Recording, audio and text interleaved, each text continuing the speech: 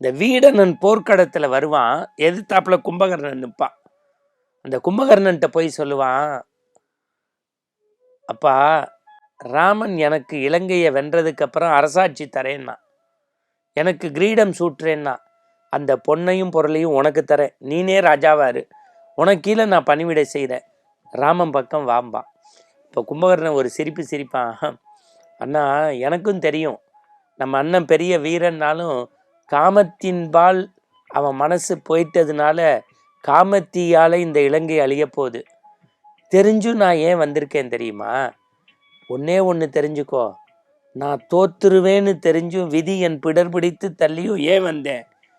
எல்லாருமே ராமன் பக்கம் போயிட்டா அண்ணன் இறந்தா அவனுக்கு ஈமக்காரியம், எள்ளு தண்ணி இறைக்கிறதுக்கு கூட ஆள் இல்லைன்னுன்றா தேவரும் முனிவரும்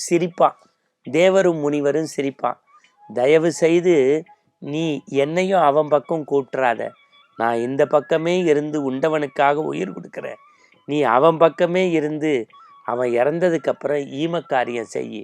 இவன் மனநிலை எப்படி இருக்கு, ராவண மனநிலை எப்படி இருக்கு, ரெண்டையும் படம் பிடித்து காட்டுவது தான் பார்வையும் எண்ணங்களும்.